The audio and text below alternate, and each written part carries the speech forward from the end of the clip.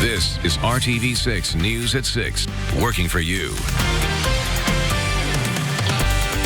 The bus driver shortage is so low, one local school district is recruiting their teachers to start driving buses.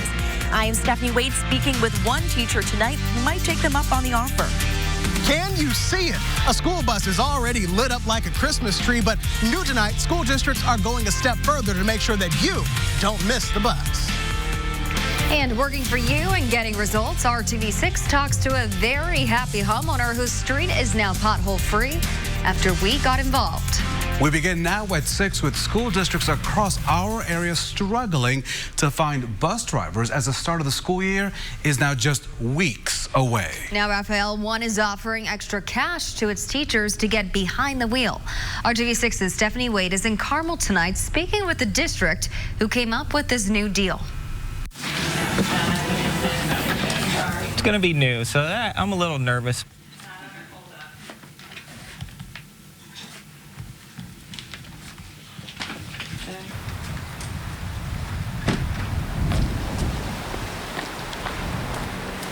I was a tennis coach for 15 years, done that. I've been a crossing guard, done carpool duty. You know, as a teacher, do all kinds of different things, so why not add bus driver to it?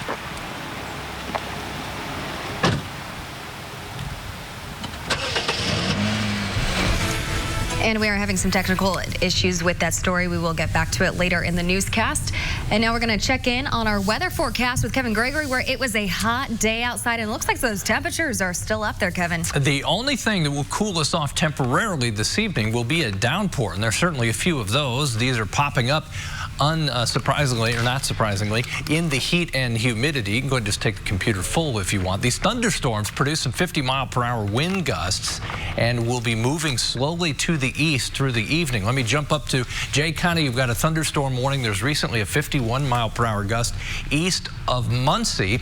Non-severe downpours for now near Delphi, then over to Kokomo, and then we'll keep our eye on western Indiana. Park County, 50-mile-per-hour gusts possible there as that heavy rain falls out of the thunderstorms. We'll talk about changes for tomorrow coming up. RTV6 is working for you and getting results for you tonight. Just a day after RTV6 contacted the city about unrepaired potholes in front of Ernestine Moy's East Side home on Breen Drive, we have new developments to share with you tonight. Ernestine's daughter shared this video with us showing a DPW crew making repairs today, and then we went out and saw the completed work for ourselves. The two women started calling the city back in February to repeatedly report the potholes, but they were never fixed. This week, they contacted RTV6 for help, and after our story aired yesterday, those potholes, as you can see, they are repaired. I am really grateful and happy. It's just awesome. We just called Channel 6 and you guys got on it. Remember, if you have a problem that's impacting your life and you can't get any answers or help, let us know. Send us an email at workingforyou@rtv6.com. A former Cathedral High School teacher fired because of his same-sex marriage is now suing the Archdiocese of Indianapolis. According to a press release from the attorney representing Joshua Payne Elliott, the lawsuit claims the Archdiocese illegally interfered with his contractual and employment relationship with Cathedral, causing the school to terminate him back on June the 23rd. The attorney says Cathedral's president told Payne Elliott that the Archdiocese had directed Cathedral to terminate him. The Archdiocese tells RTV6 it did not fire the teacher, but instead asked Cathedral if it planned to uphold contract language that in the end disapproves of people in a same-sex marriage. Two charter schools will have to repay the state millions of dollars. They are accused of inflating their student enrollment figures to get funding. The State Board of Education took action today against the Indiana Virtual School and the Indiana Virtual Pathways Academy. The board cut their funding by 50% for the past 3 years, which totals $40 million. The decision came after an audit from the State Board of Accounts. The Department of Education is reviewing the board's recommendation. And now to Democracy 2020. The man who was once the top medical professional for the state of Indiana is now running for governor. Today, Woody Myers announced he is running as a Democrat in the 2020 election. Myers was the Indiana State Health Commissioner under Governors Evan Bayh and Robert Orr. Myers made the announcement this morning in front of the former Wishart Hospital ER in Indianapolis, where he was a doctor and a teacher.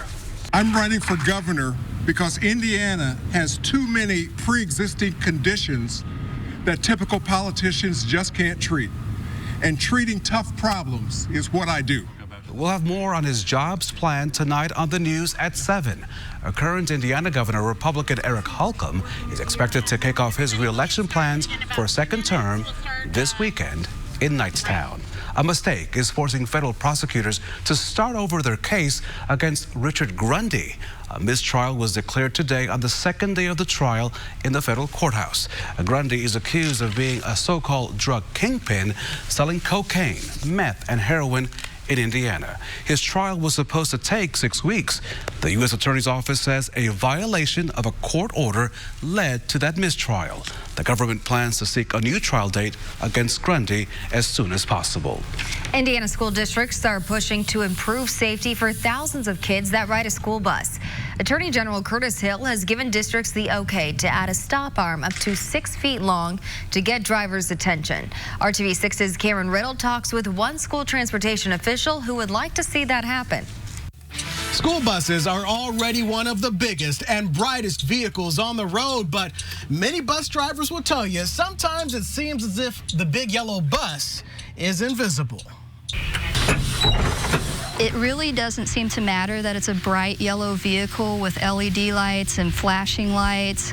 We've proven time and time again, unfortunately, it's not visible. Katrina Falk is a longtime school bus driver and is now the assistant transportation director for Shelby Eastern Schools. She takes pride in her buses, making sure every bus she runs is safe and in immaculate shape, both inside and out. We have dual stop arms on all of our newer buses with strobing LED lights as well. We have full reflective tape packages, strobe lights that stay on in the mornings. We're doing everything that we can to make this vehicle as visible as possible. Despite how clean, shiny, and well-lit her buses are, it's not always enough to stop cars and trucks from passing her school buses when the red lights are flashing and the stop arm is out. That's why she was among the transportation directors to review a new extended stop arm option now available for Indiana buses. I don't think you can ever make a school bus too visible. So anything we can do in this danger zone and to attract the attention of motorists, I'm all for it. Right now, a school bus stop arm extends 18 inches from the bus, but the extended stop arm would reach across the lane of traffic, roughly 4.5 to 6.5 feet from the bus. So they are made to be hit so that if they are hit, they shear off very easily in order to limit the amount of damage that's done to the actual bus. Parents say anything that keeps their child out of harm's way is a move they can get on board with. You got to actually have an object in front of somebody so that they don't hit it instead of a child. Then okay. I think that's what we need. I mean, to keep the kids safe. I think it's a fantastic idea. In Shelby County, Cameron Riddle, RTV6. Thanks, Cameron, for looking into that for us. The extended stop arm is made by Bus Safety Solutions and costs about $1,500 to install.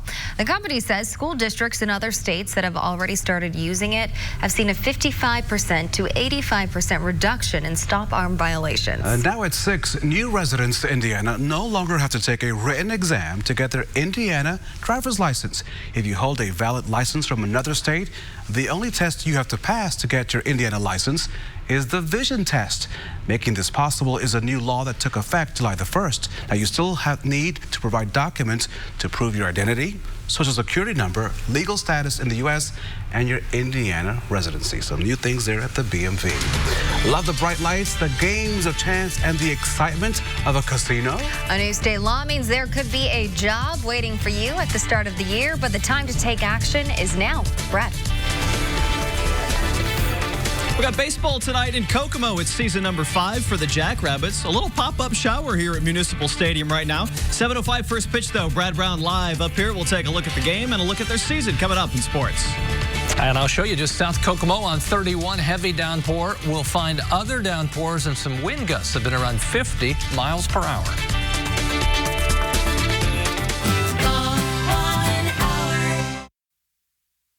This is RTV6 News at 6, working for you. Hiring Hoosiers, RTV6's commitment to connecting you to jobs and resources to find the job that's right just for you. So are you interested in rolling the dice for a job at an Indiana casino?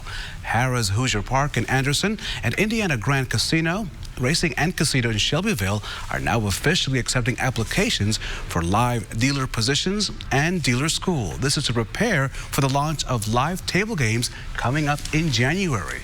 Both casinos will host on-site dealer schools. Classes tentatively scheduled to start September the 23rd and will be held 4 times a day, Monday through Friday, from 6 to 12 weeks, depending on the type of gaming. Live table gaming was included in a bill lawmakers approved this year and signed by Governor Holcomb. For more information about the training, including the details about pay, head to our website, hiringhoosiers.com. Small businesses make up most of Indiana's companies, and if you've ever wanted to take the plunge into starting your own business, there are a lot of resources that are easy for you to find.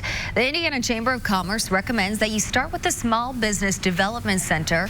They have experienced entrepreneurs who can provide guidance. Also utilize InBiz, a government resource that can aid you in the technical and legal side of opening up shop. We checked in with Murray Gabriel Bridal Couture. The CEO, Young Collings, says she found success locally by simply sticking to her vision and doing what she loves.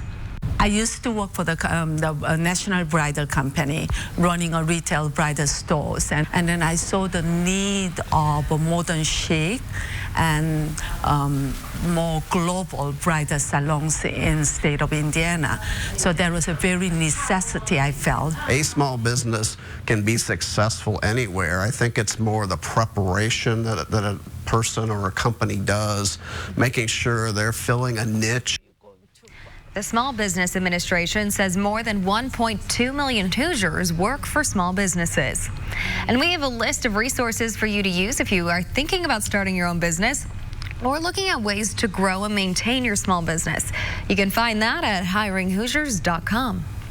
Investors can also help your business grow. Do you have a business ABC Shark Tank might be interested in? You can pitch your idea to Shark Tank producers at an open call on Tuesday at the Indianapolis Motor Speedway.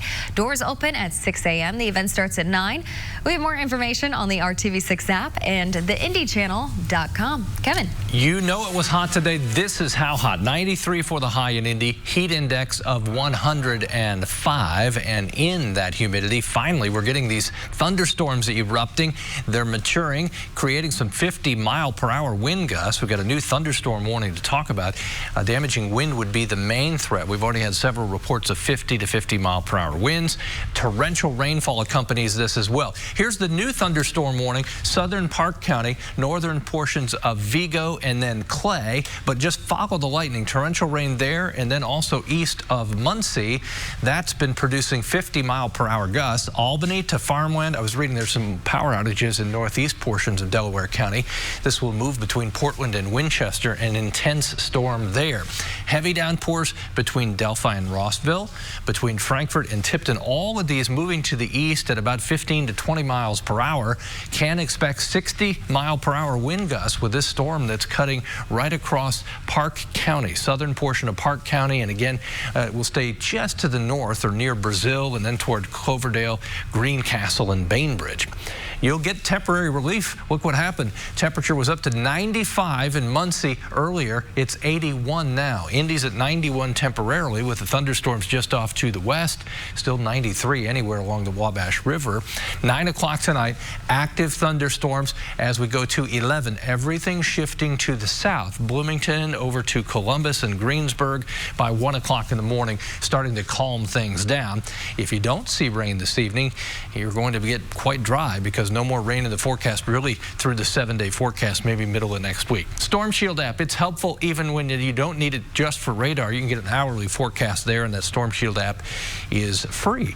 84 tomorrow.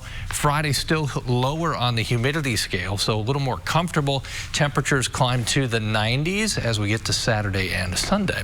Tomorrow's temperatures with lower humidity, noticeably cooler, in some cases 10 degrees cooler than where they were this afternoon.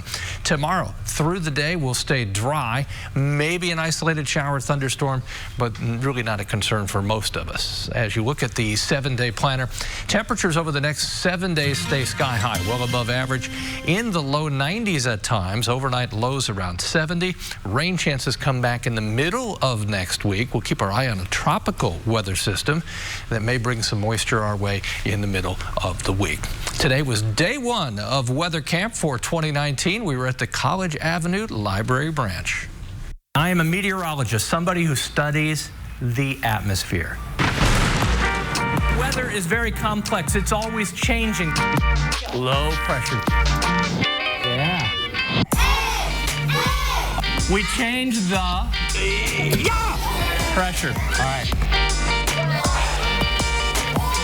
As you go higher up, the wind changes direction and it changes speed. And that creates a spin in the atmosphere that this supercell thunderstorm then is more likely to produce severe weather. What makes every thunderstorm dangerous? Lightning. Now we have apps like the Storm Shield app. You can see where the storms are. Are they moving toward your house or away from your house? This is a weather balloon, but what it does is it carries weather instruments up through the atmosphere. So we interrupt this regularly scheduled weather talk for a tornado warning. Now watch what happens when we start to slide and change the wind flow into it. So we've upset the balance of that supercell thunderstorm. There's a little rain, right? Supercharge it. Away from windows, that's the safest place to be. A cloud. Snow. Go! Thanks to all the campers and you too, Mom and Dad, for bringing the kids to the library branch today at 42nd College, roughly. We talked about thunderstorms. We're seeing thunderstorms this evening. Some of them strong. We'll keep our eye on that. We should go to weather camp. I want to go to weather camp, Kevin. I'm really interested after that. Weather camp for adults. We're working on that class. Thank you so much, Kevin. Much of baseball is an all-star break this week, but they're playing in Howard County in Kokomo. It's game night for the Jackrabbits, and Brad Brown is there live with a look at what's new up there this season. Hey, Brad. Raphael and Amanda, we're having a bit of an impromptu weather camp here this evening. The old pop-up shower has come here to Kokomo in the span of the last 10 minutes. That's why we're kind of down here in the dugout of Municipal Stadium. It's a little damp out on the turf right at the moment here, but they're getting set for a 7:05 first pitch. Still on schedule as Kokomo takes on Battle Creek tonight here in their last game before the Northwoods League All-Star break. Now, we talk about some new things this season. That league is one of the new things for Kokomo this season. Their 5th season of baseball up here. Let's tell you a little bit about what they have going on with this summer league up here. The Jackrabbits will play a 70-game schedule this season. They're the only team in Indiana in this league. The rest of the teams come here from Michigan, Wisconsin, and Illinois. So some long bus trips to the likes of Traverse City, Michigan, Fond du Lac, and Madison, Wisconsin. Battle Creek coming down here for this game tonight. There are 30 players on this roster. All these guys have some college or junior college experience. So we're talking 19, 20, 21 years old. Not really professional level, but really a developmental league working their way toward it. For a lot of guys, this will be the first time in a wooden bat league. As they play with wood bats, of course, coming from aluminum bats at the college level. Give you a little look around the pregame festivities here at Kokomo this afternoon. They have done a beautiful job with this stadium in the span of the 5 seasons, right here in the heart of downtown. Seats a little more than 2,000 people. They've got a nice little bar area out in left field for the adult fans and a little playground out in right field for the kiddos.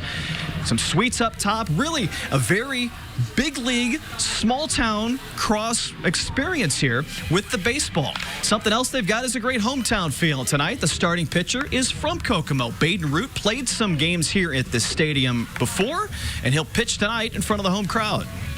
I think the level of competition is obviously different. You know, you face some different level of talent in high school, and then this is a really great league with a lot of good hitters, a lot of good pitchers. So it's been a really good experience so far. And then a lot of the fans that come here, I know a lot of them, and then I've had a lot of family that's been able to come watch me too. So that's been pretty cool. The stadium's awesome. The community's awesome. They really support the Jackrabbits. So it's a cool place to play. Really great place to come out and play summer ball. Really good family atmosphere to try and to watch some very competitive baseball for sure.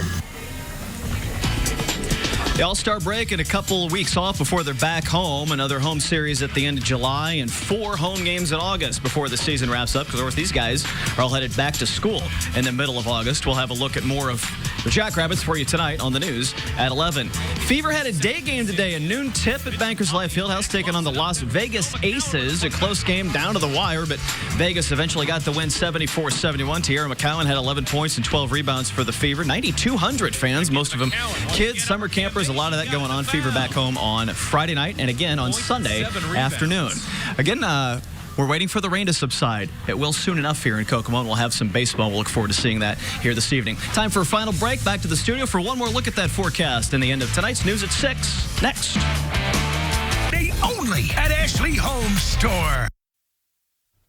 Back to school time is just a few weeks away. If you happen to be out shopping, please pick up some extra school supplies for kids in need and donate them to the RTV6 Back to School Drive. The event is next Thursday on Monument Circle. Amanda will be there, Mark Mullins will be there, Kevin will be there, everybody will be there. There's a specific need for spiral notebooks, loose leaf paper, pens, pencils, and pocket folders. We hope to see you on the circle next Thursday, July the 18th. We'll be there from 7 a.m. to 3 p.m. Hopefully it'll be nice and just no humidity, Kevin Gregory. It's all about the heat and humidity and thunderstorms that have developed. Some of these are intense, 50 to 60 mile per hour wind gusts. One of those in Park County now, northern Vigo and northern Clay, from Rockville down to just north of Terre Haute in Brazil, and then also about ready to enter northwest portions of Hendricks County.